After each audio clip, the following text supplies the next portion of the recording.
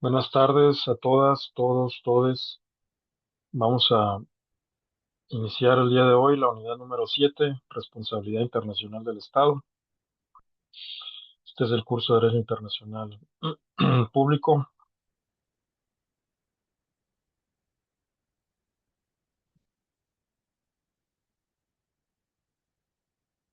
Pues consta de 10 unidades. Entraremos a la unidad 7, como dije. Este es el contenido, está bastante abultado el contenido de la unidad número 7. Tuve que poner así las imágenes eh, para que más o menos se pudiese distinguir el contenido. Vamos a tener 3 sesiones. Esta es la primera sesión sobre el tema. Y para introducir el tema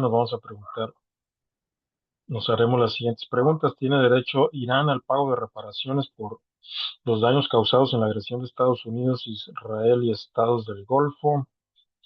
¿Y los infractores tienen la obligación, es pregunta, ¿no?, de reparar los daños?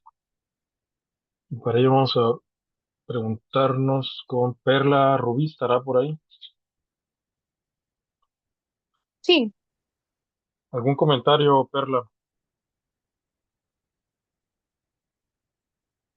pues yo digo que sí, sí tiene derecho a las reparaciones. Muy bien, pues sí, estoy de acuerdo contigo. Tiene derecho a las reparaciones. El problema es cómo hacerle cumplir a una potencia como Estados Unidos al pago de esas reparaciones. Gracias, Perla. Bueno, el tema de la responsabilidad internacional es una de las instituciones de derecho internacional más importantes, tal vez de las más apasionantes, quizás también de las, mm, pues no quisiese decir decepcionantes, no en ese sentido, sino interesantes sí.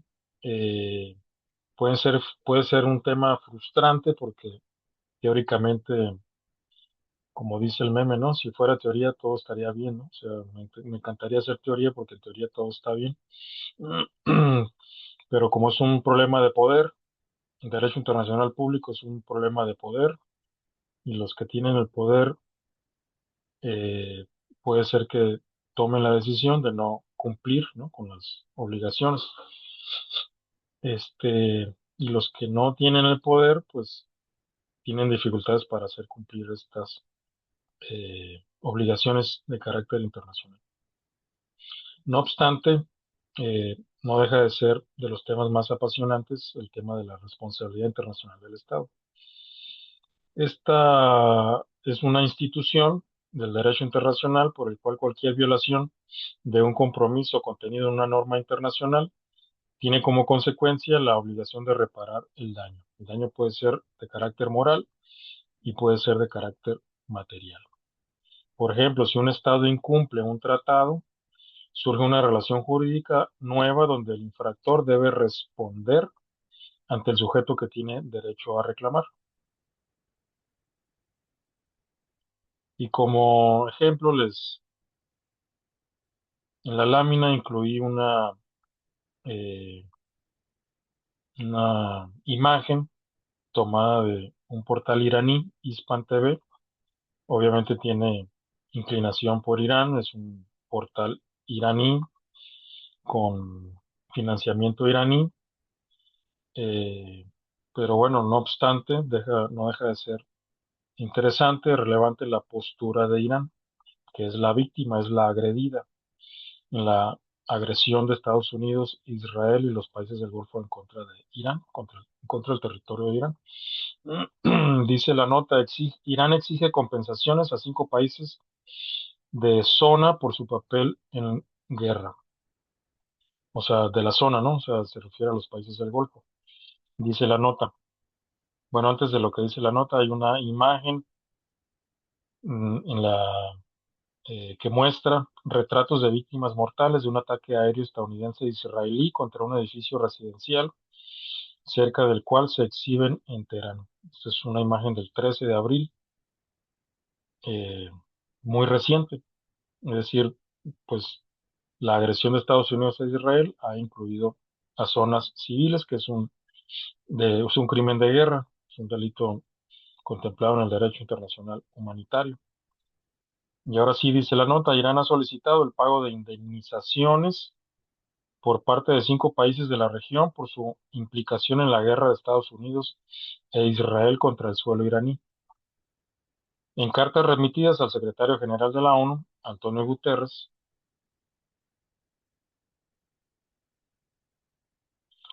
y al presidente del Consejo de Seguridad, el embajador de Irán ante el organismo mundial, Amir Said Iravani, denunció el lunes que los 5 países del Golfo Pérsico, Bahrein, Arabia Saudí, Qatar, Emiratos Árabes Unidos y Jordania, permitieran el uso de sus territorios por la coalición agresora estadounidense-israelí para lanzar ataques contra Irán durante el reciente conflicto iniciado a finales de febrero, el 28 de febrero para ser exactos. Asimismo, dijo que la República Islámica tiene pruebas fidedignas de que estos 5 estados, en algunos casos, participaron directamente en las agresiones contra objetivos civiles iraníes durante el conflicto.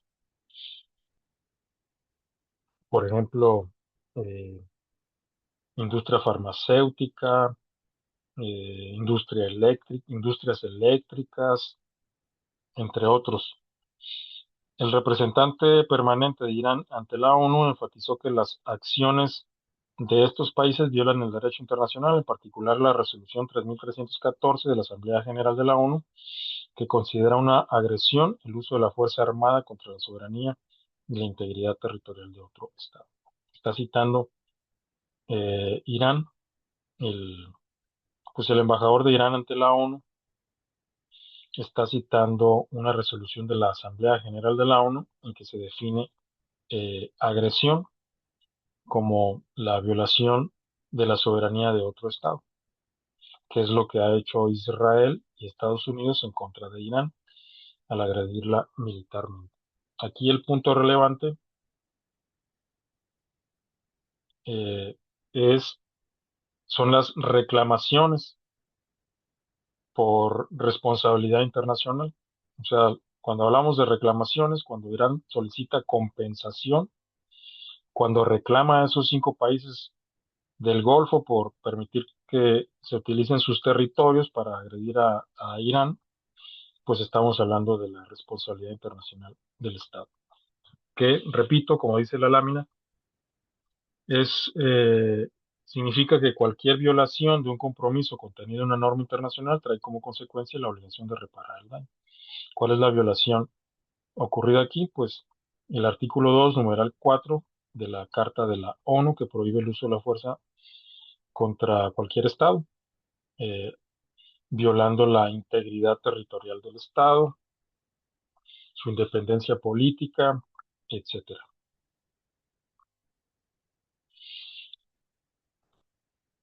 Si un ciudadano francés sufre daños en su pastelería en México, ¿puede Francia reclamar el pago de daños a favor de su ciudadano, de su pastelero francés? ¿Debe México pagar por los daños? ¿Da derecho a Francia a usar la fuerza en contra de México? Luciana se encontrará por ahí.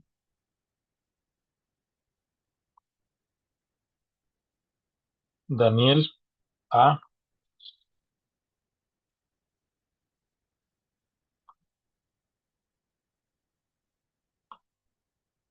No.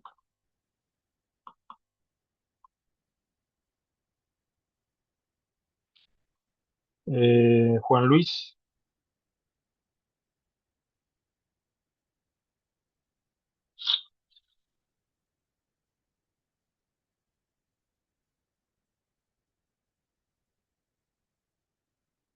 Axel Uriel.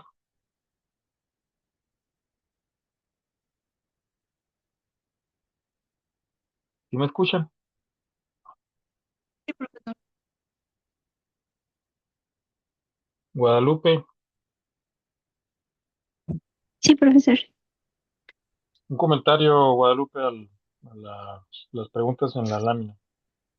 Pues yo creo que el Estado, pues sí, puede ejercer una protección diplomática a favor de los nacionales cuando sufren daños. Ok, entonces Francia eh, puede Pues, reclamarle a México si un francés tiene una pastelería en México, sufre daños y ese francés pide la protección diplomática de su país, Francia, México estaría obligado a reparar el daño.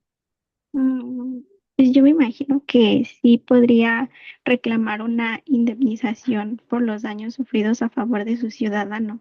Bueno, eso es lo que pienso. Ok, gracias, Guadalupe. Adelante, Dana Paola. Sí, una disculpa. Bueno, yo igual estoy de acuerdo con mi compañera en el hecho de que Francia sí puede reclamar por los daños y la preparación de su pastelería, pero pues no puede usar ninguna fuerza en contra de México, porque ya sería un daño pues de como de un carácter o un tema más privado a nivel como estatal, por así decirlo. Entonces, sí puede reclamar, pero no puede usar ningún tipo de agresión. Ok, entonces puede haber una reclamación, pero no agresión. Gracias, Dana Paola. Adelante, Andrea. Sí, concuerdo con mis demás compañeras que sí, debería pagar los daños, pero primero yo pienso que, que después, este, después de agotar los recursos legales en México, es como sí podría, reclamar el pago. Sí puede reclamar el pago. Este, bueno, entonces sí, sí, sí puedes. La respuesta es afirmativa, ¿no? En tu perspectiva. Gracias por sus participaciones. La doctrina clásica del derecho, bueno, mejor dicho, de la responsabilidad internacional, que data básicamente del siglo XIX, se centraba casi exclusivamente en la protección de extranjeros y sus bienes. Bajo el jus ad bellum, así llamado, o sea, el derecho este, antes de la guerra o el derecho a hacer la guerra, el derecho a hacer uso de la fuerza. Bajo el jus ad bellum, la guerra se concebía como un derecho del Estado para adoptar contramedidas, incluyendo invasiones por supuestas ofensas a nacionales. Entonces, en el siglo XIX sí estaba permitido el uso de la fuerza en contra de un Estado por daños a alguno de sus ciudadanos. Y nosotros tenemos el, pues, mm, no sé, el deshonroso honor o la deshonra o la experiencia no muy grata, mejor dicho así, la experiencia no muy grata de la llamada Guerra de los Pasteles. En los años teníamos apenas un poco más de una década, no teníamos ni 2 décadas de habernos independizado, nos costó mucho la independencia, muchos sacrificios, muchas bajas humanas, eh, años de conflictos, daños, muchos daños materiales, no solo humanos, también daños materiales, y logramos independizarnos para que luego viniera Francia en la llamada Guerra de los Pasteles a intervenirnos militarmente por un supuesto maltrato a un pastelero francés. Y como ven también ahí en la lámina, hay el Instituto Nacional de Estudios Históricos de las Revoluciones de México, el INERM, pues se dedica al estudio de las revoluciones mexicanas y básicamente es un instituto pues de historia y ahí participan, tiene investigadoras, investigadores, muchos de ellos historiadores, historiadoras. Y lo que ven ahí en lámina es un resumen de una charla titulada Conferencia Mitos y Realidades, la Guerra de los Pasteles a 180 años de distancia. Eh, Esto es de hace como 7 años, esta, eh, esta lámina, ¿no? Perdón, esta charla, que está resumida en esta lámina. La impartió la maestra Fabiola García Rubio, historiadora y colaboradora del INER. ¿Y qué es la guerra de los pasteles? Pues es la primera intervención francesa, conocida coloquialmente como Guerra de los Pasteles. Inició en el 16 de abril, curiosamente, inició el 16 de abril de 1838, o sea, un día como hoy, ¿no? Con el bloqueo de Veracruz y concluyó el 9 de marzo de 1939. Es decir, sufrimos un bloqueo y eh, pues actualmente Irán está sufriendo un bloqueo a manos de los Estados Unidos. El nombre deriva, o sea, la guerra de los pasteles deriva de la reclamación del pastelero francés Remontel, cuyo establecimiento en Tacubaya, en la Ciudad de México, sufrió destrozos en 1832. O sea que 6 años después hubo una reclamación por parte del gobierno francés. ¿Cuál era el fondo? ¿Por qué utilizó como excusa estos daños sufridos por un pastelero francés? ¿Por qué Francia utilizó esto como excusa? ¿Qué buscaba? ¿Qué quería? ¿Qué pretendía? ¿Cuáles eran las causas de fondo? El interés del gobierno de Luis Felipe de Orleans por obligar a México a firmar un tratado comercial que permitiera el comercio al menudeo para los franceses. Pues mejor hubiese entrado en negociaciones, ¿no? Con México en lugar de amenazarnos con hacer uso de la fuerza, de aprovecharse de nuestra debilidad inicial cuando nos independizamos, por todos los sacrificios que tuvimos que hacer para lograr la independencia del Reino de España. 2 años antes apenas nos había reconocido finalmente España como un estado independiente y viene Francia a querer, bueno, nos hizo un bloqueo y también bombardeó San Juan de Ulúa. ¿Cuál fue la exigencia de Francia? 600,000 pesos por reclamaciones de daños a ciudadanos franceses, además de intereses y exenciones comerciales. ¿Qué acciones militares se realizaron? Un bloqueo económico de Veracruz y el bombardeo de la fortaleza de San Juan de Ulúa el 27 de noviembre de 1838. O sea que sufrimos lo que está sufriendo Irán en estos momentos.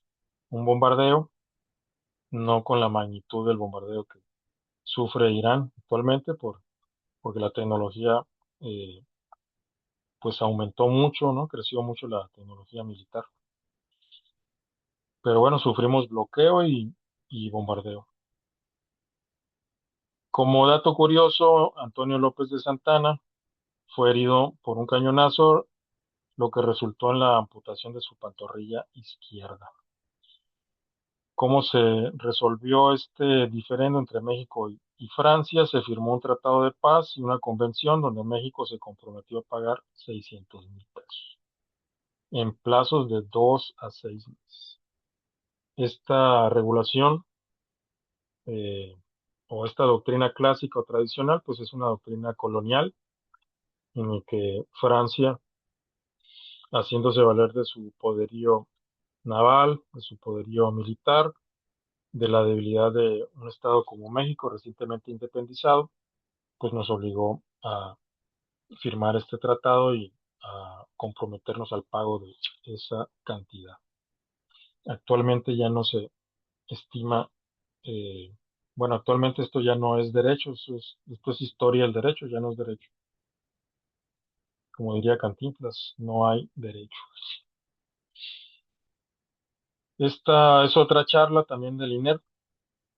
eh, Tiene algunos otros datos, algunos otros detalles. Por ejemplo, Francia buscaba un tratado comercial que que le otorgase la cláusula de la nación más favorecida. Esta cláusula de la nación más favorecida actualmente se contempla pues en todos los acuerdos del GATT, todo el derecho internacional económico, en los acuerdos del GATT, que son administrados por la Organización Mundial del Comercio, que está en una crisis muy grave, no tiene integrado el,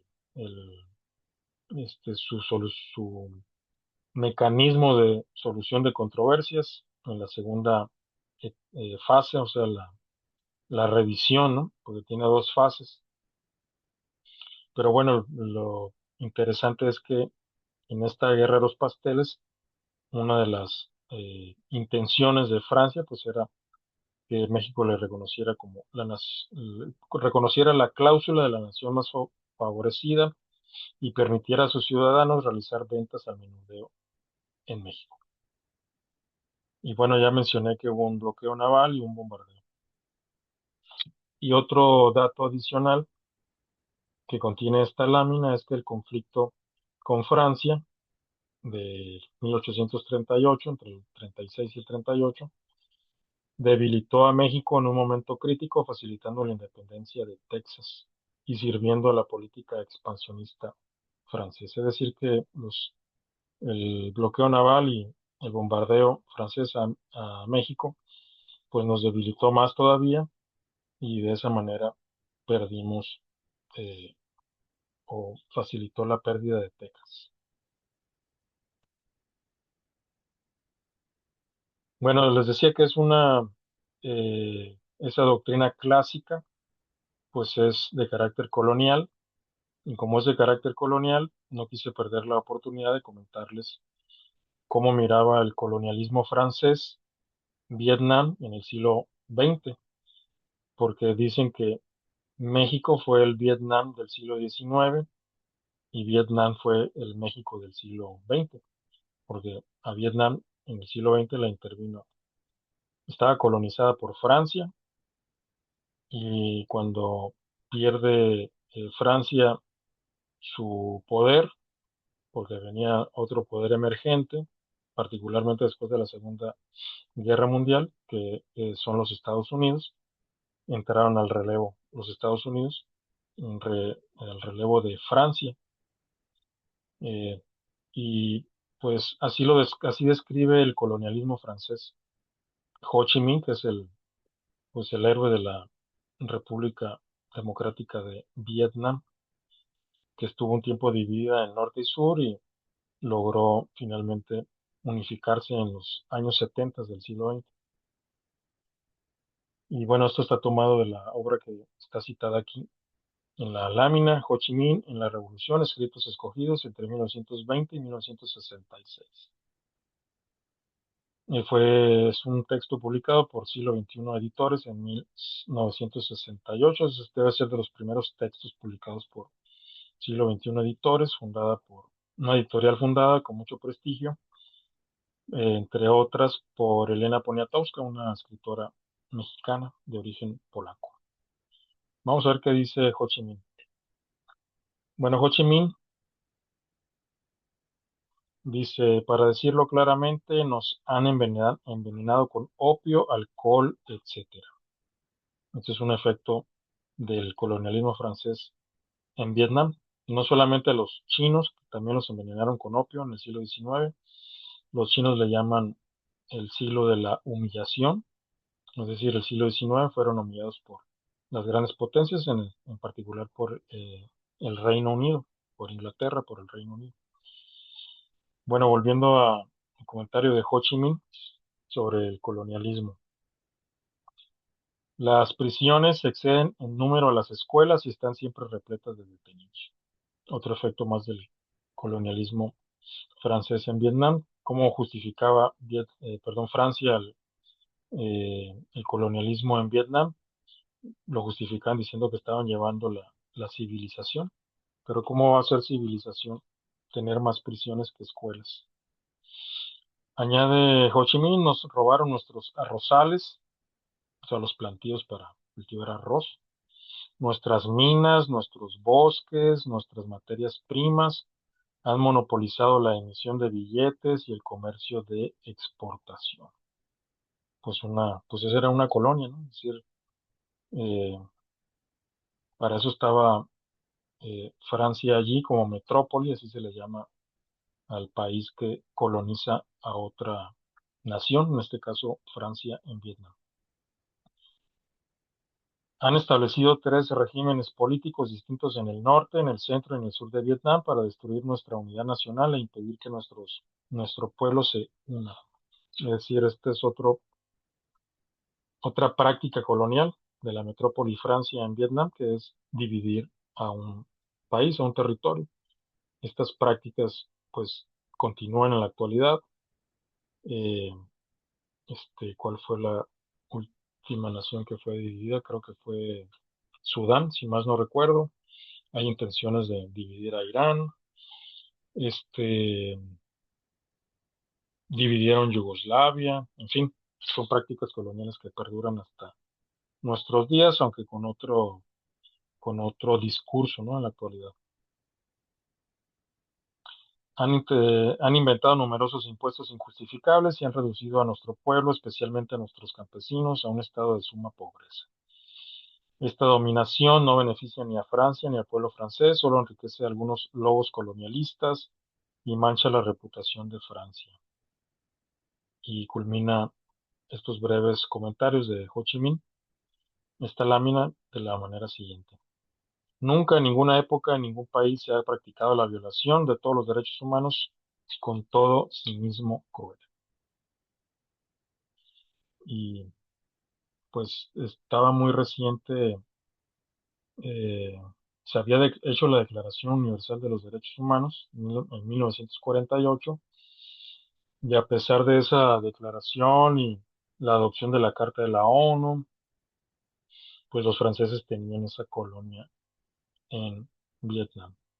Luego intervinieron los japoneses en la Segunda Guerra Mundial. Terminada la Segunda Guerra Mundial, triunfa la Revolución China liderada por Mao Zedong. Eso le da eh, un auge al movimiento anticolonial de liberación nacional vietnamita, liderada por Ho Chi Minh, entre otros pues líderes, ¿no? de Vietnam. Y entró pues en crisis el colonialismo francés. En los años 50 del siglo XX se declara la independencia de Vietnam del Norte, y Vietnam del Sur, pues intentó ser, o Estados Unidos intentó que, o por un tiempo, mejor dicho, Estados Unidos mantuvo a Vietnam del Sur como una, pues, neocolonia estadounidense. Pero finalmente fueron derrotados a un costo muy grande, millones de vidas de vietnamitas, hombres y mujeres, daños materiales muy pronunciados, en fin. Dice además Ho Chi Minh, todo esto tiene relación con lo que estamos hablando, porque es el colonialismo, pues es la doctrina que fundamentaba las reclamaciones en el siglo XIX. Dice Ho Chi Minh, el colonialismo es una sanguijuela, perdón, con dos ventosas, una de las cuales succiona al proletariado metropolitano y la otra al de las colonias. Si queremos matar a este monstruo, tenemos que cortarle las dos ventosas a la vez. Si solo cortamos una de ellas, la otra continuará succionando la sangre del proletariado, el animal seguirá viviendo y la ventosa cortada volverá a crecer. Cierran comillas. Es decir, eh, aquí está comparando el colonialismo que hay en los países desarrollados. Por ejemplo, en Francia, ese colonialismo expolia, explota al proletariado francés, y también el colonialismo explota a la colonia propiamente dicha. Y para terminar con el colonialismo hay que terminar con las dos ventosas. Es una sanguijuela con dos ventosas, tanto la explotación al proletariado, en este caso francés, como la explotación que hace Francia en la colonia que tuvo en Vietnam.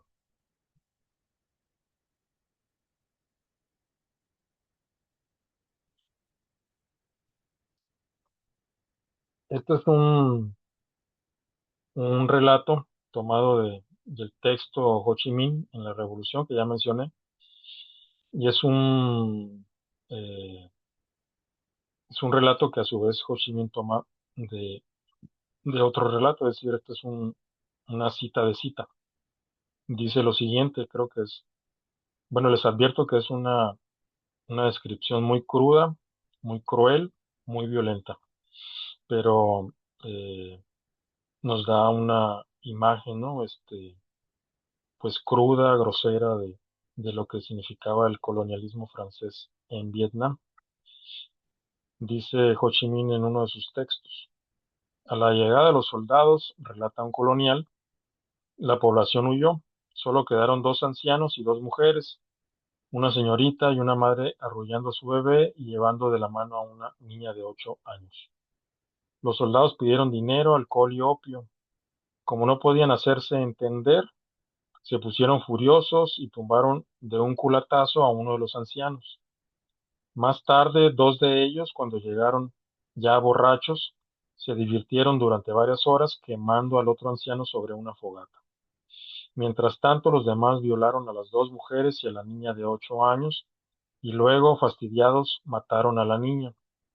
La madre entonces pudo escapar con el bebé y escondida en un matorral a unas 100 yardas vio torturar a su compañera.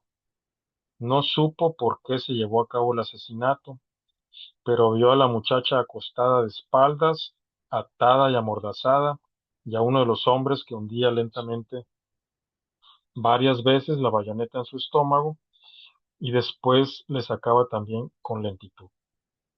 Luego cortó un dedo de la muchacha muerta para sacarle un anillo y su cabeza para robarle un collar.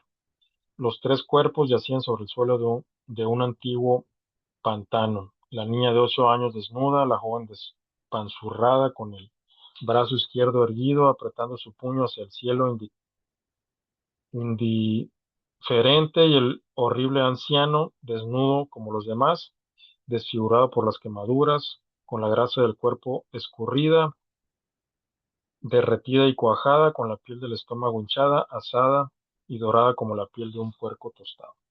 Se cierran comillas. Es un relato muy crudo, muy cruel, muy cruento, que nos da una imagen de lo que es el colonialismo, ¿no? Lo que fue el colonialismo francés. Lo traigo a colación porque, pues, hubo reclamaciones por parte de Francia en contra de México en el siglo XIX, que no son otra cosa que reclamaciones de carácter colonial, ya no admitidas en nuestros días. Vamos a introducir ahora otro tema. ¿Alguna vez los Estados Unidos han sido sentenciados a la reparación de daños por agresión? Em,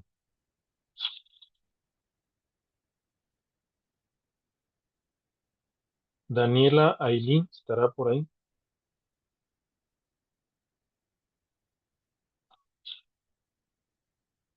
Mm,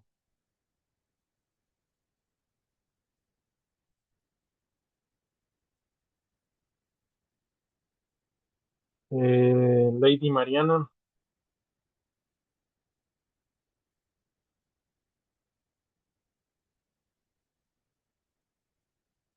Andrea Desiré,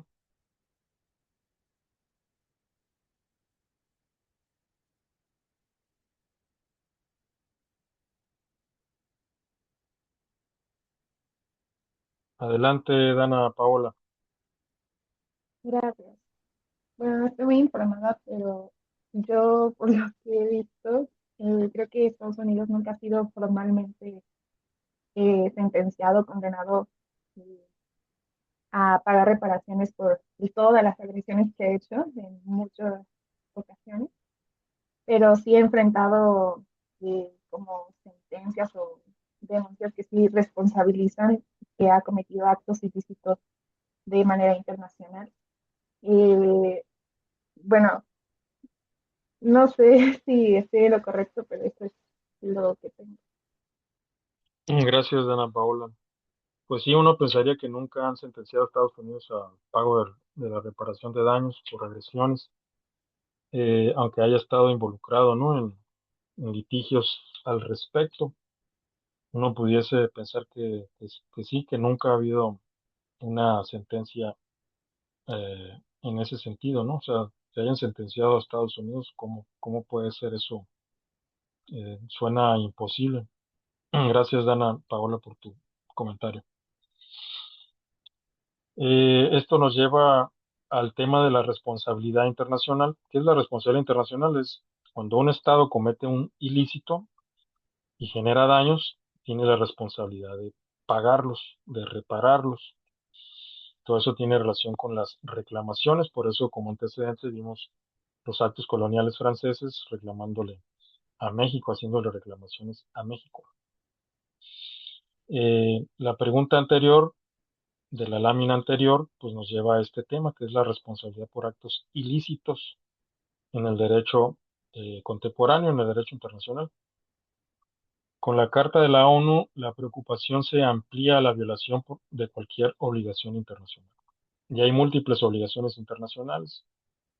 La prohibición del uso de la fuerza, si no es con aprobación del Consejo de Seguridad o en legítima defensa, pues está prohibido. Eso es una obligación. Es decir, la obligación es la, eh, que no debe un Estado agredir la soberanía de otro Estado, el territorio de otro Estado, como está ocurriendo, como hicieron Estados Unidos e Israel en contra de Irán, que ya, bueno, desde el punto de vista de las relaciones internacionales, no del derecho, sino de las relaciones internacionales, es decir, desde la disciplina política, pues cometieron un error de cálculo porque los iraníes tienen 40 años estudiando las agresiones estadounidenses, tienen experiencia en los años 80, fueron agredidos por Irak, instigado por los Estados Unidos. Eh, el año pasado fueron agredidos durante 12 días y en fin, se han dedicado desde el triunfo de la revolución musulmana, de, en que expulsaron al Shah de Irán y establecieron un régimen musulmán, una forma de Estado, pues sí, teocrática, aunque es un Estado laico, o sea, ya uno se va enterando con toda la información que está surgiendo a raíz de la agresión.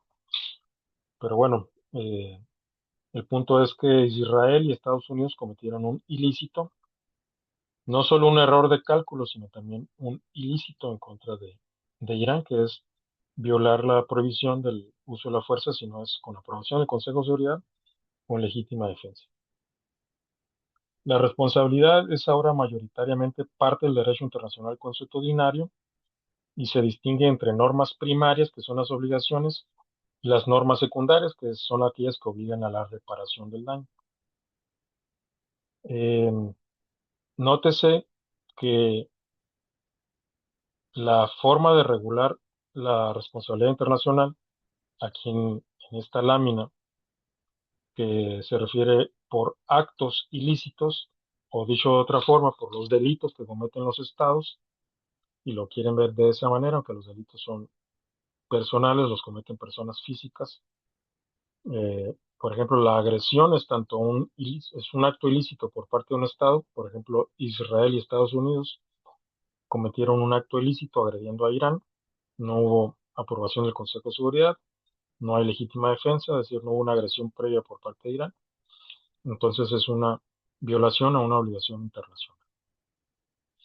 Eh, Eso es una norma primaria, o sea, la, la obligación, ¿no? La violación a una obligación, o mejor dicho, la existencia de una obligación. ¿Cuál es la obligación? No uso de la fuerza, sino es con aprobación del Consejo de Seguridad y o legítima defensa. Eh, pero el punto al que estoy tratando de ilustrar, de comentar, es que está regulada esta figura de la responsabilidad por el derecho consuetudinario, es decir, por la práctica de los estados. Cómo se conducen los estados eh, en sus relaciones internacionales. Por ejemplo, la práctica de Estados Unidos e Israel agrediendo a Irán, y cuál es la práctica de Irán en relación a Israel y los Estados Unidos, y a su vez con los países del Golfo que permitieron el uso de sus territorios para la agresión ilegal la agresión no provocada, por lo tanto ilegal, de Estados Unidos e Israel en contra de Irán. Tal vez, no sé si los estoy confundiendo, pero el punto es que cómo se regula la responsabilidad internacional por actos ilícitos por el derecho constitucional. Es decir, no tenemos, aunque hay convenciones, tenemos el derecho internacional humanitario que regula eh, la conducta de los estados en conflictos armados que pueden tener carácter internacional o carácter no internacional. En el caso de Irán es un conflicto armado de carácter internacional, aunque en estos momentos hay una tregua, hay una pausa, este, pero fundamentalmente se regula por la práctica de los estados. Ejemplo, el proyecto de la Comisión de Derecho Internacional, CDI, del 2001, establece que todo hecho internacionalmente ilícito genera responsabilidad independientemente de lo que diga el derecho interno. Es decir, Estados Unidos puede argumentar su derecho interno, de hecho lo hace, también para el caso de Venezuela argumentó su derecho interno, la regulación del combate contra el narcotráfico, básicamente, lavado de dinero, etcétera, en su agresión contra Venezuela. Pero el derecho interno, de acuerdo al derecho internacional, no es una justificación para violar una norma internacional. Eso no impide que potencias como Estados Unidos, pues, violenten el derecho internacional. Es una potencia y se siente con la arrogancia imperial de, pues, de incumplir con esas obligaciones internacionales. ¿Qué es la Comisión de Derecho Internacional? Es una comisión especializada de la ONU, es un organismo internacional especializado que se dedica a la codificación del derecho internacional. ¿Qué significa codificar? Pues llevar a códigos, a convenciones, a tratados, la práctica de los estados o de los sujetos del derecho internacional. Tiene, eh, pues es una labor muy importante, muy interesante. Digo, en la actualidad estamos en una transición desde el punto de vista geopolítico, desde el punto de vista de las relaciones internacionales, estamos transitando de sí, de un orden mundial a otro orden mundial. Está terminando, todo parece indicar que es así. Tal vez me equivoque, ojalá no me equivoque, pero eh, hay indicios, hay señales, hay evidencia de que está terminando el orden mundial posterior a la Segunda Guerra Mundial. Y el orden mundial que surgió después de la caída del campo socialista. El campo socialista, liderado por la URSS, la Unión Soviética, perdió la Guerra Fría frente a los Estados Unidos en los años 90 del siglo XX. Pero bueno, todo ello es para mm, intentar argumentar en el sentido de que es una labor muy importante la que realiza la Comisión de Derecho Internacional, un organismo especializado de la ONU que se dedica a la codificación de la práctica de los estados. ¿Cómo va a ser esa codificación a raíz de esta transición? Si es que es cierta esa transición, esta transformación de un orden mundial hacia otro orden mundial, va a ser muy interesante la labor de organismos como la, la Comisión de Derecho Internacional. Y aquí ven la, el, pues sí, una imagen de la página web de la Comisión de Derecho Internacional y una imagen del borrador a que se hace alusión en esta lámina. Es un borrador que tipifica, vamos a llamarla así, que tipifica los delitos que pueden cometer los estados. eh, y que se llama así responsabilidad de los estados por actos ilícitos, como está ahí en la lámina. Pues vamos a ver qué contiene ese borrador. Como es un borrador, significa que no ha llegado a convertirse en convención. Los estados, pues, son reacios a aprobar una convención de este tipo, porque es casi como decir que es, es admitir o comprometerse a, pues a eso, a ser responsabilizados por actos ilícitos y generalmente los estados pues no tienen mucho ánimo, ¿no? de, de obligarse por tratados, por convenciones, por convenios que contengan ese tipo de obligaciones, máximas si son de carácter penal, ¿no? O sea, vamos a llamarle de carácter penal, aunque el penal está, como todos sabemos, pues enfocado en personas físicas, ¿no? Hombres o mujeres. Y aquí estamos, pues comparativamente hablando, o por analogía, en este borrador no se le llama código penal mundial, ¿no? Sino responsabilidad internacional por actos ilícitos. Responsabilidad de los estados por actos ilícitos. Bueno, este borrador, que no es un tratado, luego entonces no es, como fuente del derecho internacional, no es un tratado, o se los voy a plantear a forma de pregunta, si no es un tratado, sino que es un borrador de tratado, ¿qué tipo de fuente de derecho internacional dirían ustedes que es? Como ya vimos, fuentes del derecho internacional, ¿qué tipo de fuente del derecho internacional consideran que es? Nada más no se amontonen, es un borrador, un draft.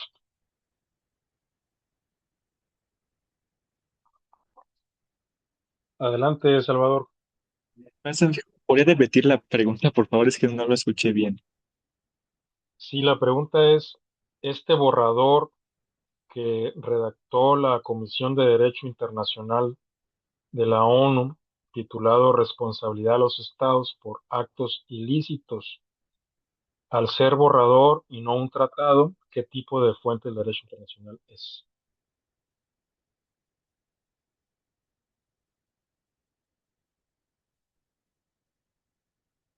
Mm, Salvador, ya te arrepentiste, luego le damos la palabra, si aparece Salvador, a Débora y luego a Sharon. Sería una fuente auxiliar o secundaria porque es un proyecto elaborado, pero como todavía no es rectificado por los estados, no sería una costumbre por sí misma. ¿Podría repetir que lo primero no te escuché?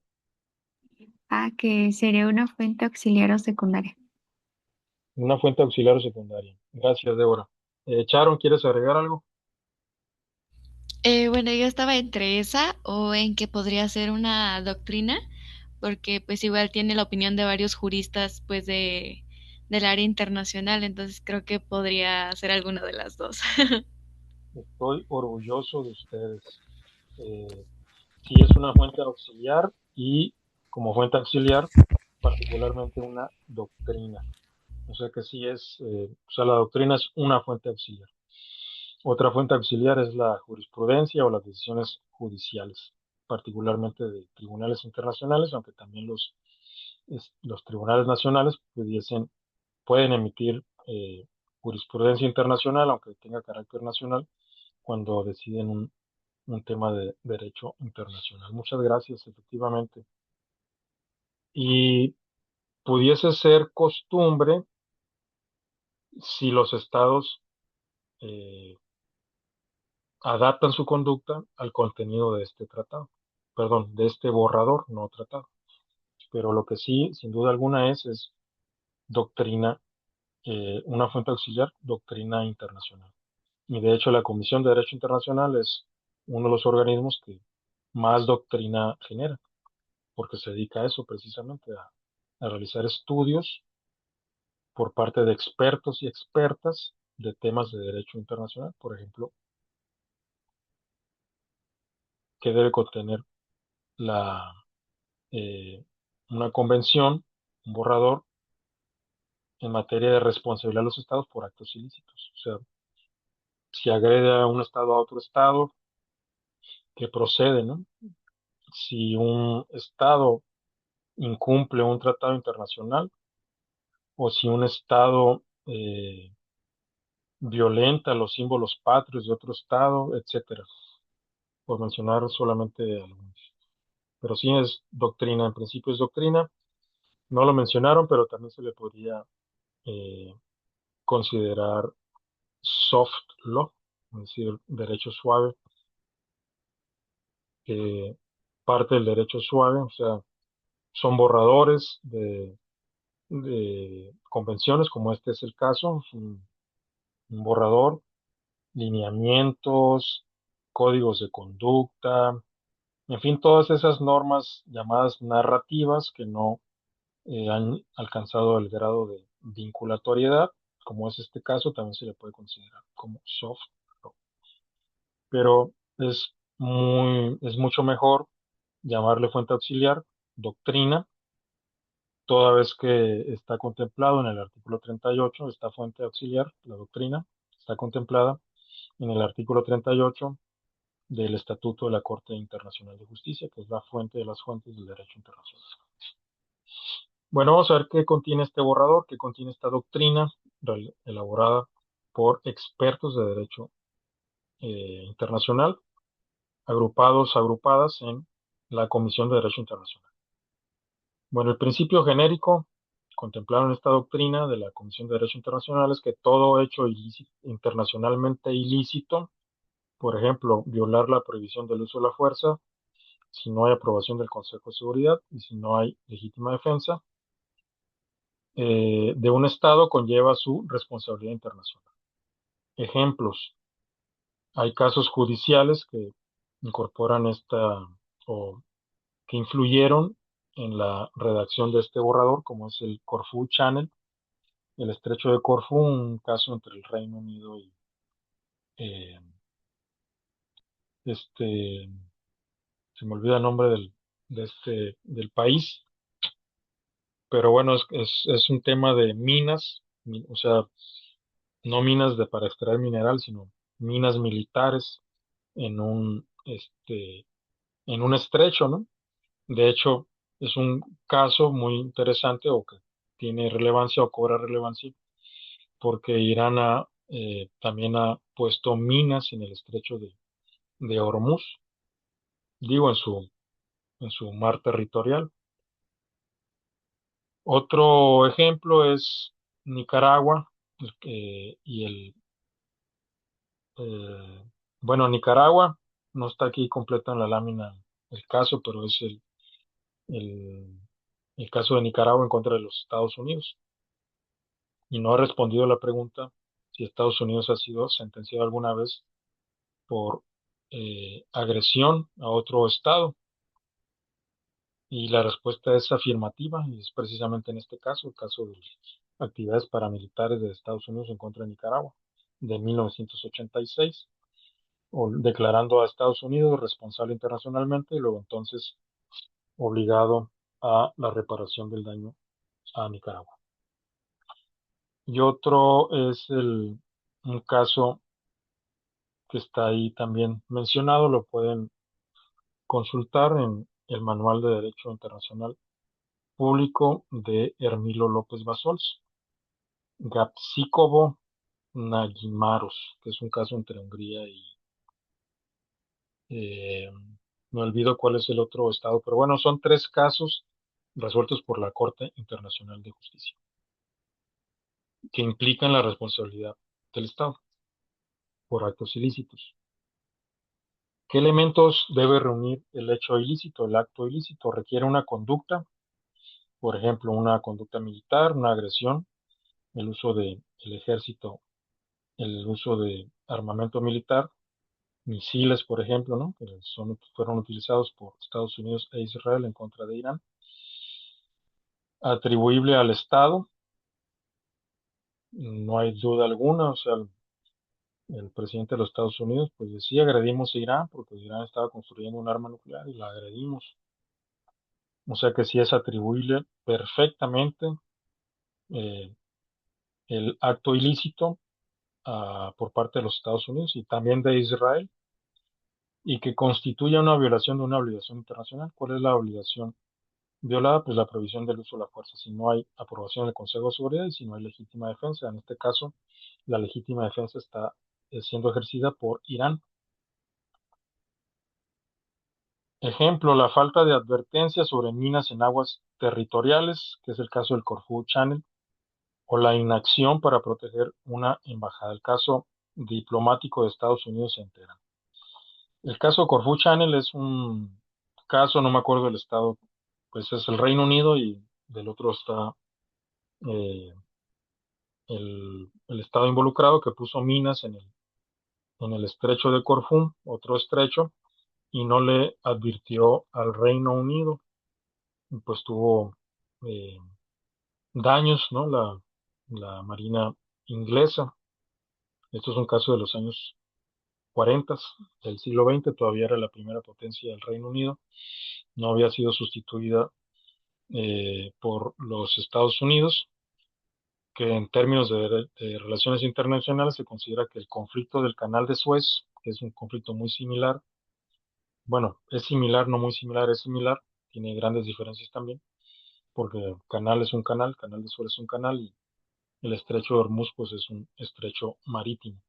Pero el punto es que eh, ese estado, que no me acuerdo cuál es, puso minas en el estrecho de Corfú y tuvo consecuencias, tuvo daños la Armada estadounidense. Ah, bueno, para terminar la idea, cuando fue el conflicto del Canal de Suez en 1956, se considera que ese conflicto dio por terminado al Reino Unido como la primera potencia y fue sustituida por los Estados Unidos.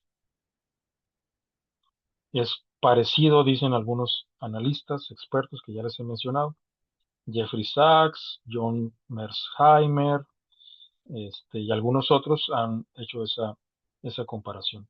O sea, que esto puede ser el canal de Suez de los Estados Unidos. Algunos otros dicen que es el Afganistán de los Estados Unidos.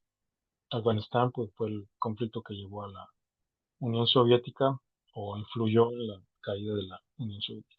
Débora, adelante. Pues que lo que comentó, y creo que el estado responsable es Albania, según lo que busqué Ujú, en Google. ujú. No sé si sea ese. Efectivamente es Albania. Muchas gracias, Débora, por el dato. Albania es el Reino Unido versus Albania. Entonces Albania puso minas en el estrecho de Corfú y no avisó, y ese no aviso implicó daños a la Armada inglesa. Eh, otro, en el caso de Irán, pues Irán sí avisó, o sea, dijo, voy a si me agreden, de que fuese agredida, si me agreden, voy a entrar en control del estrecho de Hormuz, lo voy a paralizar como una forma de legítima defensa.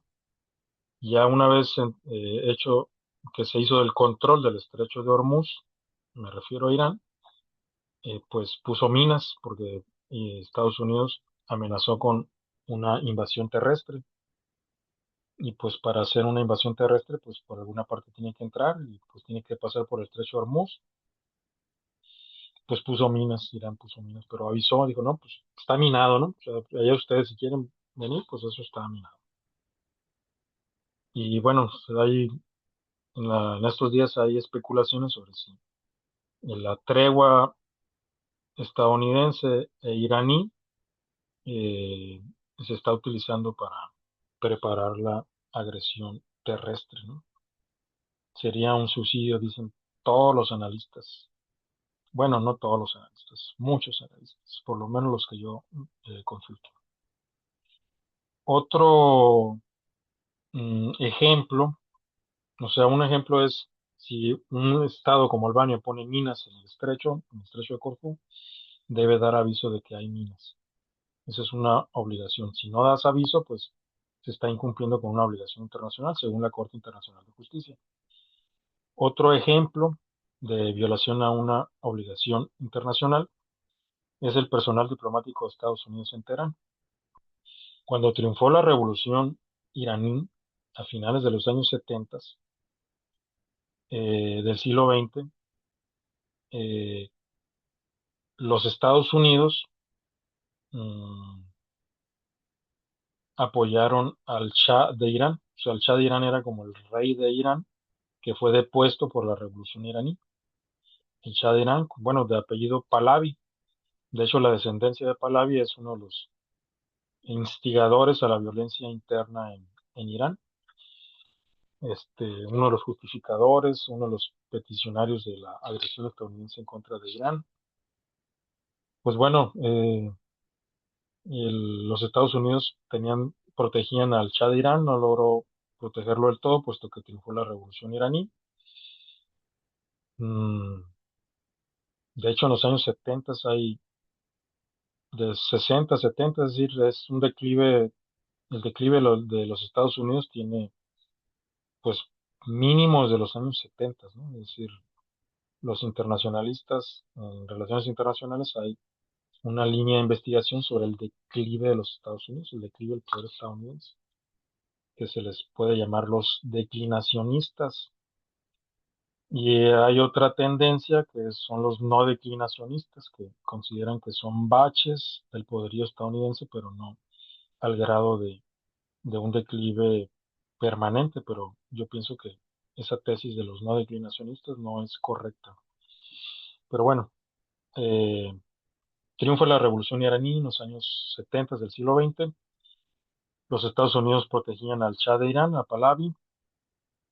Los estudiantes revolucionarios islámicos iraníes temían que el Shah de Irán se haya ocultado en la embajada de los Estados Unidos en Irán y con rabia o la rabia o la indignación de esa protección de los Estados Unidos al depuesto Shah de Irán, condujo a estos estudiantes a invadir la embajada de Estados Unidos en Irán e hizo rehenes al personal diplomático y consular de los Estados Unidos en Irán. Pues eso fue una violación al derecho internacional, porque como ya lo vimos en derecho diplomático y consular, los estados tienen la obligación de proteger la seguridad de las embajadas. Las embajadas son inviolables y aquí hubo una violación, aunque no fue directamente el estado iraní, sino unos estudiantes revolucionarios, autodenominados revolucionarios, que entraron a la embajada. Hay una película hollywoodense que muestra el punto de vista estadounidense que se llama Argo. La película es buena en el sentido de que pues, está bien filmada, está bien, pues hasta bien actuada. El actor, se me olvidó el nombre del protagonista, pero es conocido, muy conocido. Eh, no sé si les gustan los chismes de las personalidades, ¿no?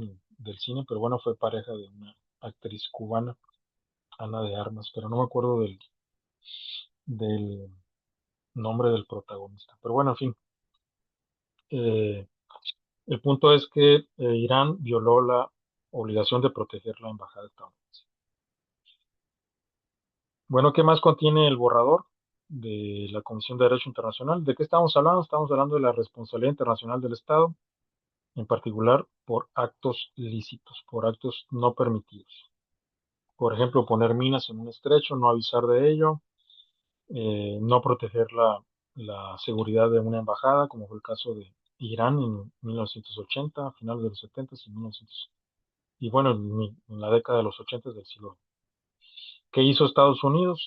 Porque mm, el presidente era Jimmy Carter, cuando pues, estaba el conflicto, bueno, cuando entraron así los estudiantes revolucionarios a la embajada de Estados Unidos, pues se portó muy bien Jimmy Carter y en lugar de agredir a Irán, de responder con la fuerza, acudió a la Corte Internacional de Justicia.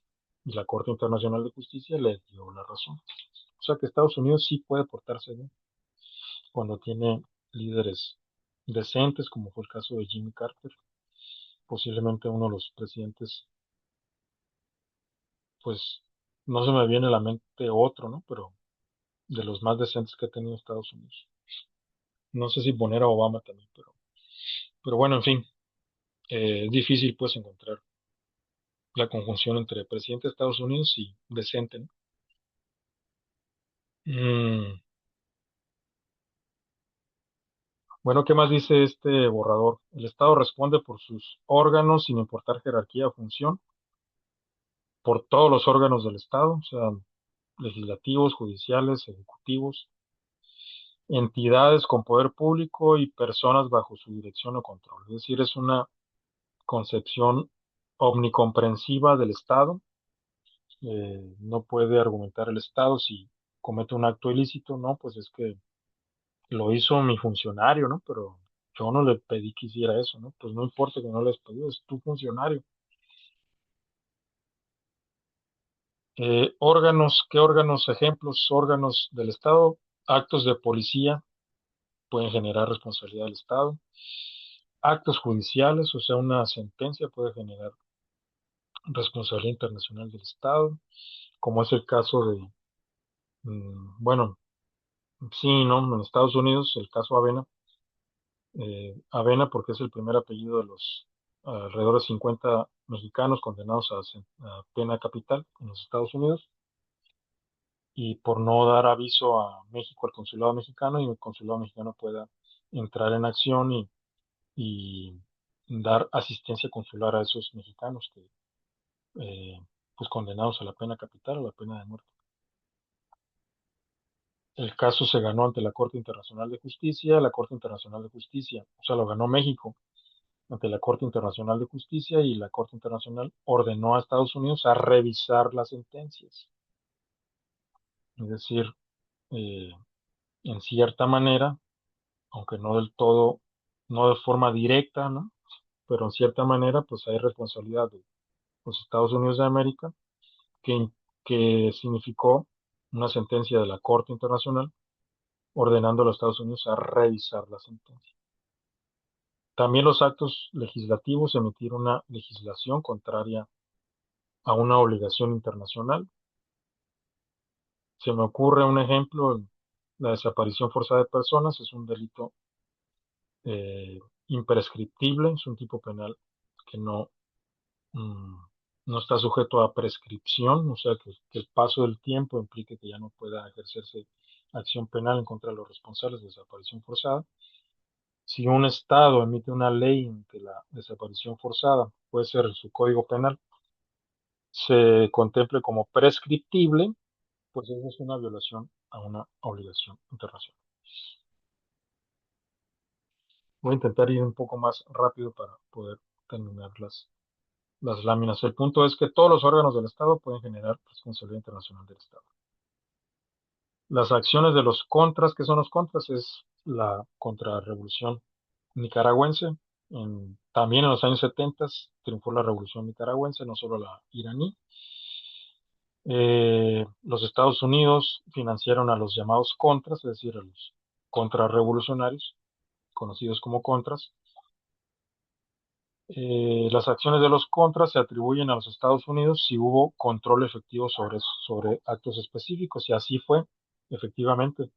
La Corte Internacional de Justicia sentenció a los Estados Unidos, declaró a los Estados Unidos responsable internacionalmente frente a Nicaragua por la violación del Tratado de Amistad entre ambos países, por la agresión a la soberanía de Nicaragua, por la agresión a los puertos nicaragüenses, en fin, todos los actos de agresión, y por el financiamiento, la financiación que realizó a los contras. Es posiblemente la decisión judicial de la Corte Internacional de Justicia más importante que ha emitido. No me viene a la memoria una más importante, más relevante que eso, por su valentía, por su sagacidad, por haberse declarado competente, todo lo cual revirtió en 1999, cuando Yugoslavia le pidió a la Corte que declarase responsable a Estados Unidos por violación, por las mismas violaciones que cometió contra Nicaragua, y ya había sido sentenciado Estados Unidos. Pero bueno, el punto es que hay responsabilidad internacional de Estados Unidos por financiar a grupos insurgentes en contra del gobierno de Nicaragua. ¿Qué más dice el borrador de la Comisión de Derecho Internacional? El acto violatorio, debe haber un acto violatorio, debe haber una violación de una exigencia de una obligación internacional, sin importar su origen puede ser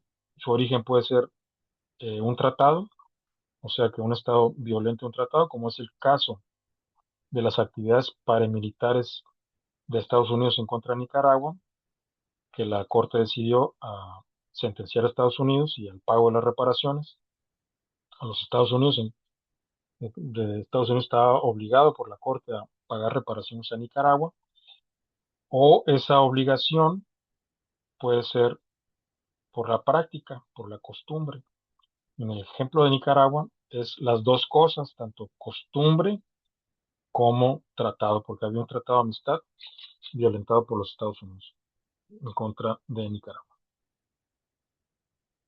Otro ejemplo, un incumplimiento de una cláusula de un tratado comercial.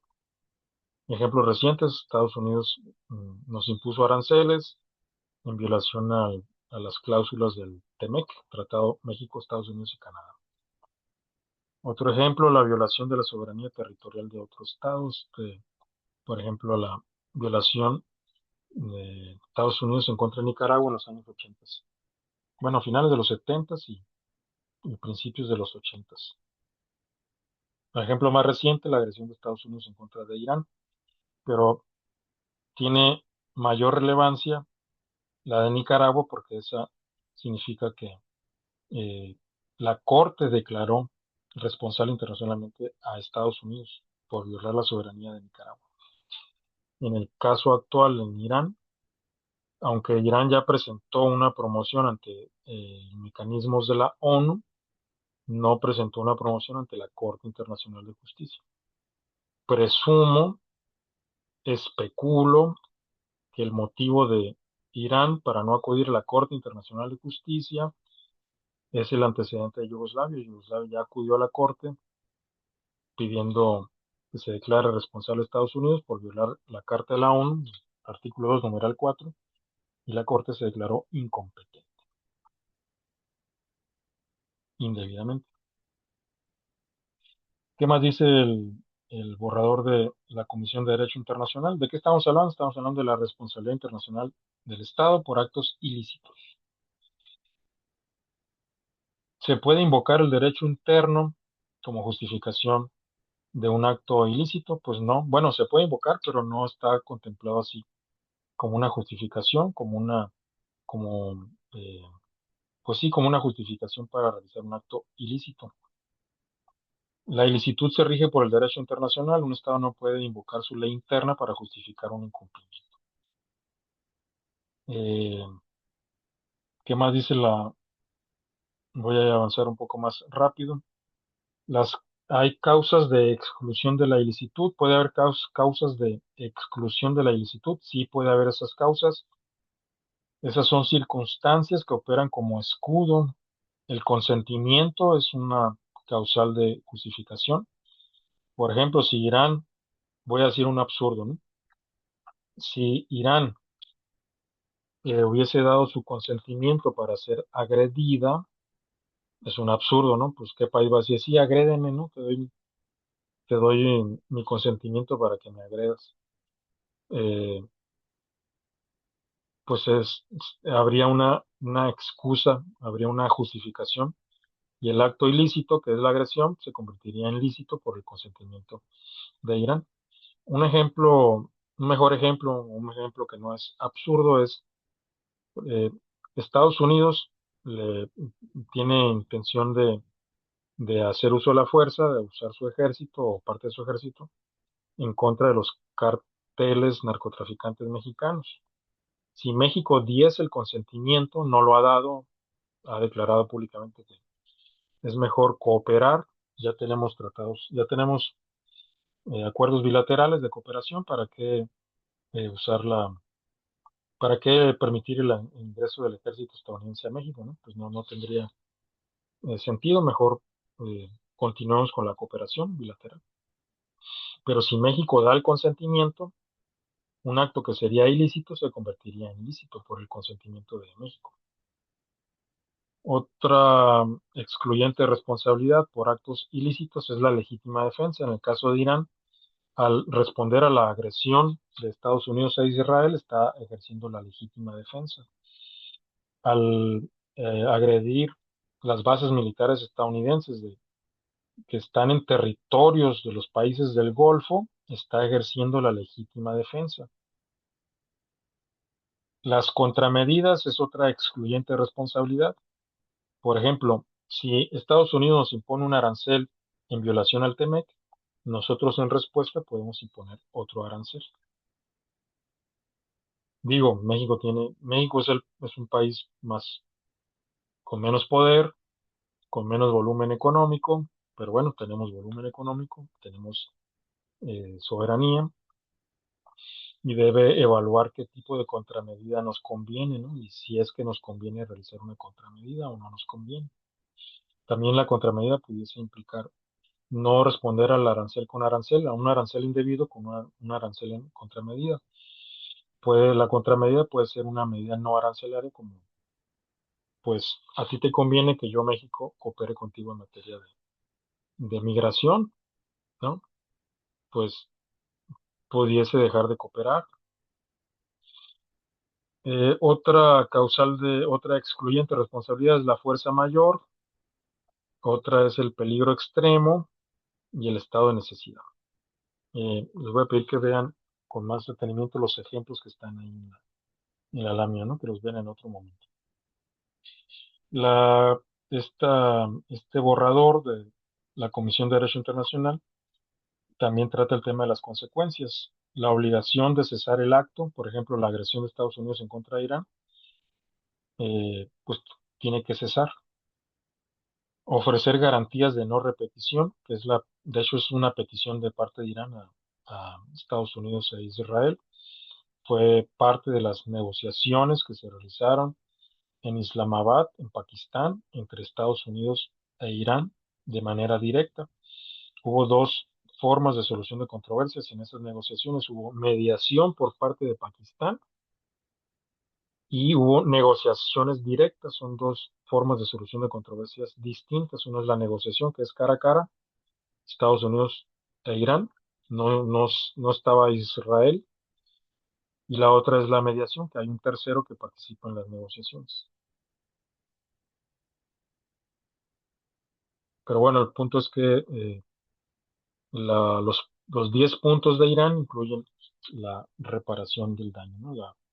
Que se le ofrezca garantías de no repetición, o sea, no me vas a volver a agredir y que se repare el daño. La reparación del daño probablemente lo que va a ocurrir, eh, aunque diga lo contrario Estados Unidos, es que va a mantener el control del estrecho, Irán mantendrá el control del estrecho de Hormuz y impondrá un peaje por circular por ese estrecho. Ya veremos, ¿no? Otra forma de reparación es la satisfacción. La satisfacción se da cuando el daño es un daño simbólico, ¿no? Los símbolos patrios de otro estado, agresiones verbales, etcétera. Y bueno, la satisfacción se da si nos salimos un poco de la responsabilidad de los estados por actos ilícitos en materia de derechos humanos. Una forma de la reparación es la memoria, ¿no? Por ejemplo, el caso Rosendo Radilla, publicar biografías de Rosendo Radilla, quién fue, a qué se dedicaba, una disculpa pública, todo lo cual ya hizo el Estado mexicano, particularmente cuando Alejandro Encinas era subsecretario de la Secretaría de Gobernación en materia de derechos humanos. El Estado lesionado puede invocar la responsabilidad, por ejemplo, Irán puede invocar la responsabilidad de Estados Unidos e Israel y de los estados del Golfo, como ya lo invocó, lo vimos en las láminas pasadas. Las contramedidas deben ser proporcionales y buscar el cumplimiento de las obligaciones. Este es un resumen del caso de las actividades militares y paramilitares en contra de Nicaragua. Son dos decisiones judiciales de la Corte Internacional de Justicia, una de 1984, que básicamente decide su competencia, se declara competente la Corte Internacional de Justicia para conocer de este caso, y el fallo final, que es de 1986. En relación a la competencia, pues fundó su competencia la Corte en el Tratado de Amistad, Comercio y Navegación de 1956 entre los Estados Unidos y Nicaragua. La Corte en el fallo del 86 reafirmó su competencia. Mm, también la fundó la competencia en base al derecho consuetudinario. Y bueno, en relación al uso de la fuerza, el tema se trató como una cuestión de admisibilidad. La Corte rechazó que el conflicto impidiera su función judicial. O sea, que los Estados Unidos dijeron, pues me estoy peleando todavía, ¿no? Con Nicaragua, o sea, declárate incompetente. La Corte encontró ese argumento que yo estoy simplificando y banalizando también, pues lo consideró inválido ese argumento. La Corte determinó en 1986 que Estados Unidos violó la prohibición del uso de la fuerza. ¿Qué le costaba a la Corte, en mi caso Yugoslavia, haber reafirmado una, un criterio que ya había adoptado en los años 80? Estados Unidos violó la prohibición del uso de la fuerza mediante ataques a puertos, instalaciones petroleras y minado de aguas nicaragüenses. Estados Unidos fue hallado responsable de intervenir en los asuntos internos de Nicaragua. La Corte rechazó la justificación de legítima defensa colectiva al no comprobarse un ataque armado previo de Nicaragua. O sea, Estados Unidos dijo, no, pues yo ataqué a Nicaragua pues, preventivamente. Pues no se admite ese argumento, no lo admitió la Corte. La Corte condenó la producción y difusión del Manual de Operaciones Psicológicas por alentar actos contrarios a los principios generales del derecho internacional humanitario. Es un manual para atemorizar a los nicaragüenses, a las y los nicaragüenses, asesinatos selectivos de gran impacto, en fin, ame- eh, amenazas, etcétera. La Corte falló, sentenció que Estados Unidos violó la soberanía en Nicaragua mediante incursiones en aguas territoriales sobre vuelos militares y ataques directos. La Corte decidió que Estados Unidos tiene la obligación de indemnizar a Nicaragua. ¿A cuánto creen que asciende la indemnización estimada por parte de la Corte? 12.000 millones de dólares. Aquí vienen algunos otros datos. Esto está tomado de un texto coordinado por Manuel Becerra Ramírez, titulado Casos de América Latina ante la Corte Internacional de Justicia, Fronteras, Conflictos Armados, Derechos Humanos y Medio Ambiente, publicado por el Instituto de Investigaciones Jurídicas de la UNAM en el año 2021. Pero bueno, básicamente en ese texto viene el monto de la indemnización, poco más de 12.000 millones de dólares. Estados Unidos rechazó la sentencia y el pago de la indemnización. No solo eso, sino que utilizó su poder de veto ante el Consejo de Seguridad para bloquear las resoluciones que exigían el cumplimiento del fallo. Porque, ¿qué puede hacer Nicaragua si Estados Unidos se negó a cumplir? Tiene el recurso de acudir al Consejo de Seguridad. Oye, Consejo, mira, la Corte decidió que Estados Unidos me indemnice, no quiere cumplir. Te pido Consejo de Seguridad que le hagas cumplir a Estados Unidos. Pero pues hay una contradicción porque los Estados Unidos tienen derecho de veto en el Consejo de Seguridad, ejerció su derecho de veto. Todo eso debe cambiar con esta transición que estamos viendo a un nuevo orden mundial y bueno, yo confío, tengo la esperanza de que este ingreso a este sistema multipolar pues implique que se cumpla, ¿no? La regulación del sistema ONU. Tal vez tengamos que realizar algunas este, modificaciones, adaptaciones. ¿Qué requisita? Bueno, antes, en el año 2017, el presidente Daniel Ortega, presidente de Nicaragua, propuso una ley para intentar revivir el reclamo jurídico y exigir el pago de la indemnización de 1986, aunque expertos dudan de su viabilidad legal actual. Porque en los años 90 perdió electoralmente la revolución sandinista, ganó Violeta Chamorro, antisandinista, promovida por los Estados Unidos, y, oh sorpresa, Violeta Chamorro dijo, no, pues que no me pague Estados Unidos, no, no es necesario que me pague. Luego intentó revivir el caso Daniel Ortega, pero mm, pues sería más difícil puesto que ya hubo una presidenta nicaragüense que renunció al pago. ¿Qué requisitos deben reunirse para que un Estado sea responsable internacionalmente? De cierta forma ya lo analizamos. Eh, debe, Tiene dos elementos, uno subjetivo y uno objetivo. El subjetivo, la violación de una obligación internacional, debe ser atribuible a un Estado. También los organismos internacionales pueden ser responsables internacionalmente. Nosotros nos estamos enfocando en los Estados. ¿Cuál es el elemento objetivo? Pues que haya una violación de una obligación, que esa obligación esté vigente.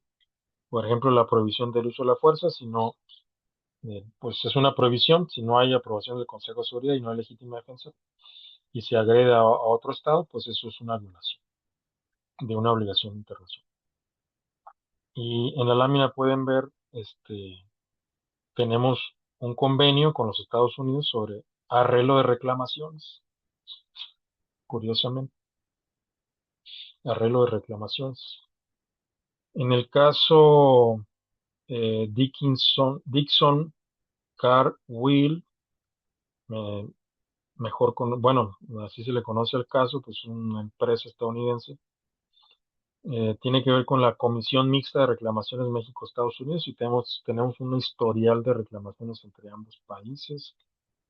Perdimos la mitad del territorio, más de la mitad del territorio mexicano, en perjuicio nuestro y beneficio de los Estados Unidos. Antes de ello, los Estados Unidos hicieron reclamaciones a México, en fin, tenemos toda una historia de reclamaciones mutuas. En esta Comisión Mixta de Reclamaciones México-Estados Unidos, se estableció que para que un Estado incurra en responsabilidad es necesario que se le impute un acto ilícito internacional definido como violación de un deber impuesto por un estándar jurídico internacional. El estándar puede ser práctico o consuetudinario. El estándar puede estar contemplado en tratados. ¿Cómo han resuelto México y Estados Unidos sus reclamaciones mutuas? Aquí hay un breve historial de las reclamaciones mutuas.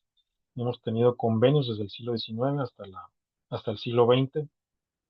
Eh, mm, Algunos datan de 1839 y 1943, que fueron reclamaciones usadas de pretexto para la guerra de 1846, que culminó en 1848 con la pérdida de más de la mitad de nuestro territorio. Tenemos un tratado de fronterizo, el más importante. Tenemos dos grandes tratados con Estados Unidos y son los dos más grandes tratados, los más importantes en la historia de México posiblemente, que es el Tratado Guadalupe Hidalgo, que eh, formaliza la pérdida de más de la mitad del territorio nacional, y el otro es el Telecano y Temec. Mediante el Tratado Guadalupe Hidalgo, Estados Unidos aceptó cubrir el monto de las reclamaciones mexicanas, que ascendían a 3.2 millones de pesos. Dicho sea de paso, se acordó un pago, ¿no? O sea, nos hizo la guerra a Estados Unidos, nos invadió, nos quitó el territorio, y luego firmamos un tratado y se obligó al pago del territorio que nos quitó por la fuerza.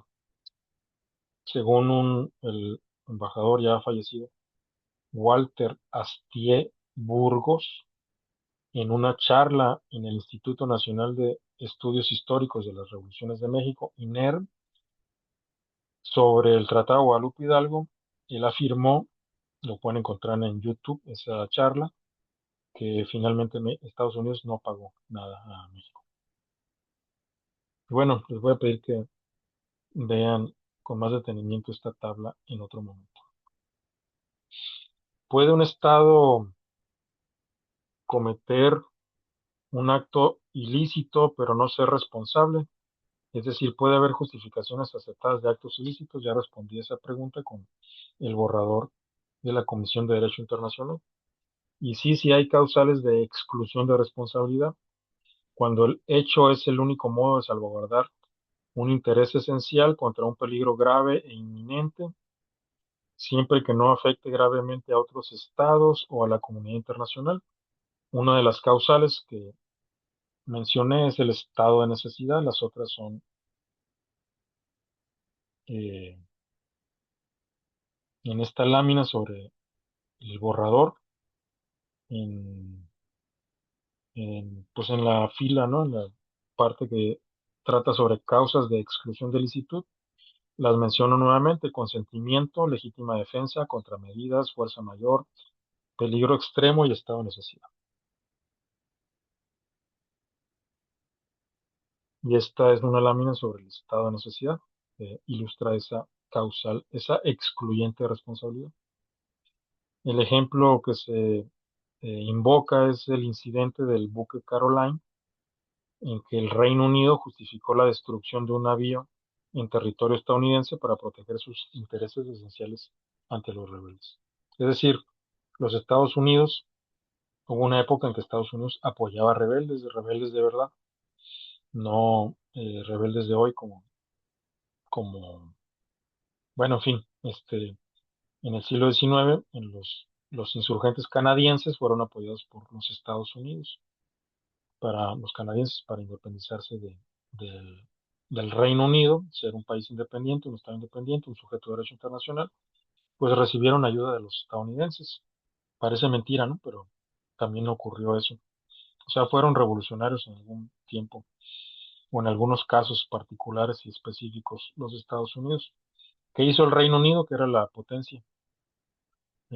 Estados Unidos era débil en comparación al Reino Unido, no al grado, debilidad no al grado de no lograr su independencia, porque sí, finalmente logró la independencia de las 13 colonias, se independizaron del Reino Unido.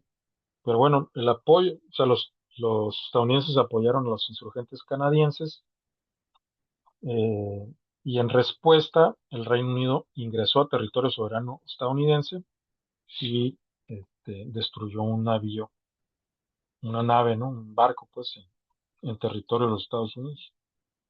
Este es el resumen del caso.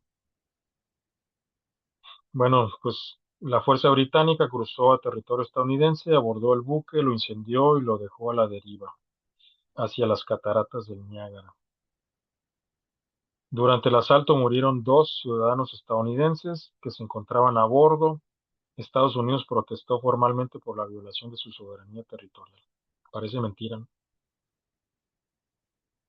Eh, el secretario de Estado, es decir, allá en Estados Unidos no le llaman ministro de Relaciones Exteriores, sino el secretario del Departamento de Estado, Daniel Webster, estableció que para justificar la defensa propia, el Estado debe demostrar una necesidad instantánea, avasalladora, que no deje opción a otros medios ni tiempo para deliberar. Es decir, el argumento de Estados Unidos fue que el Reino Unido se excedió porque no hubo proporcionalidad. Estos principios se contemplan hoy en día en la legítima defensa, contemplada en el artículo 51 en la Carta de la ONU, que establece que la legítima defensa debe ser inmediata y proporcional. ¿Qué relevancia jurídica tiene? El incidente es el punto de partida del derecho internacional consuetudinario, o sea, la práctica de los estados, en este caso Estados Unidos y el Reino Unido, para limitar la autoconservación al concepto estricto de legítima defensa.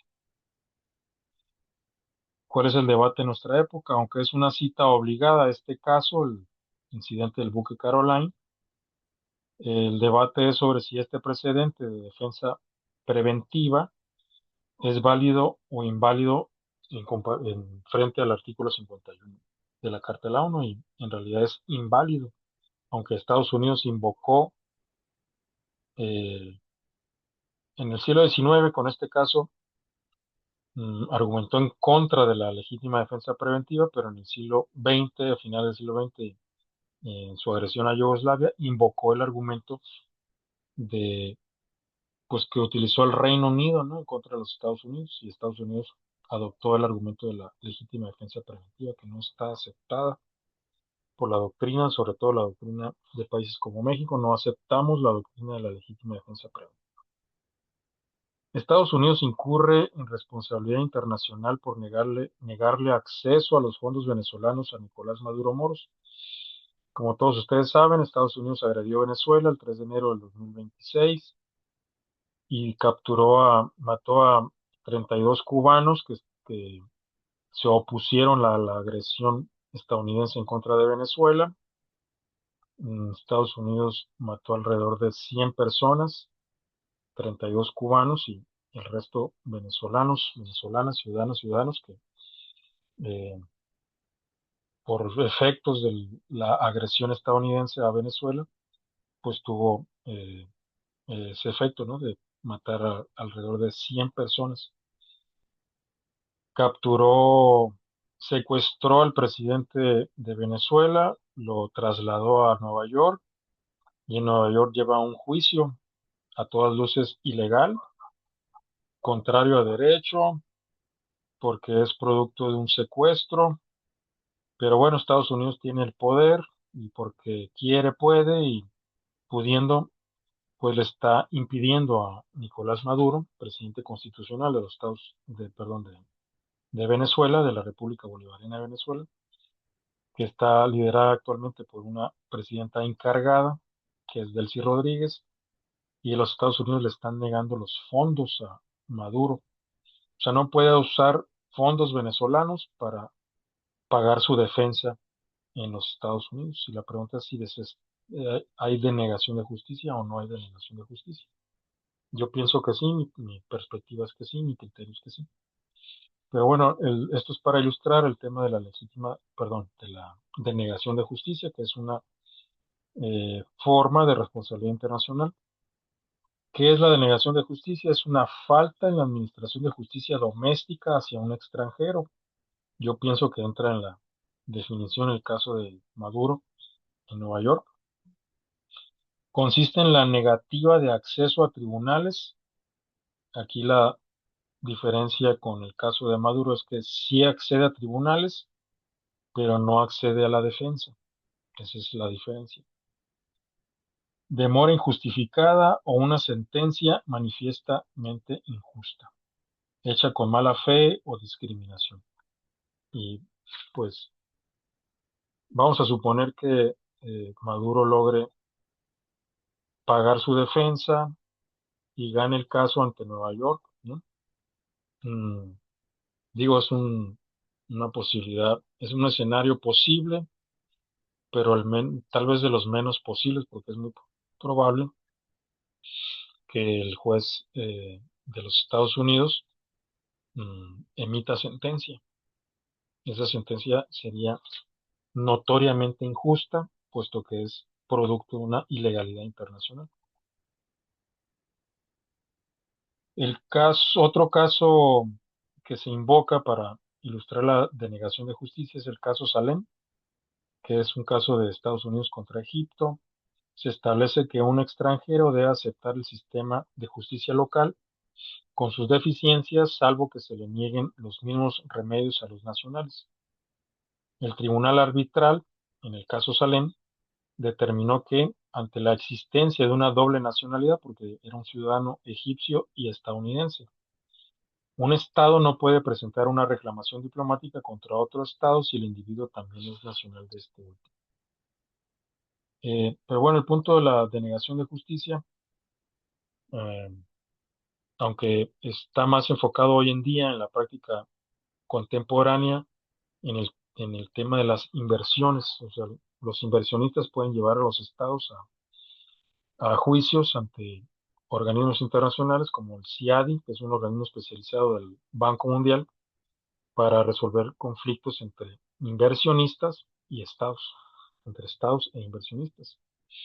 Tiene un sesgo pro inversionistas, el CIADI. Generalmente ganan los inversionistas en contra de los estados.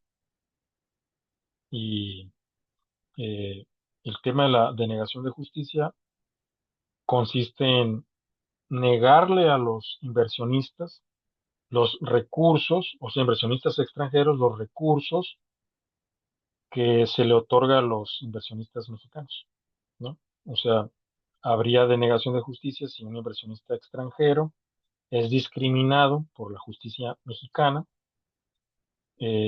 negándole los recursos que sí se le otorgan a los nacionales mexicanos. Pero bueno, el punto es que la denegación de justicia es uno de los elementos de la responsabilidad internacional del Estado. No sé si tengan alguna pregunta hasta aquí.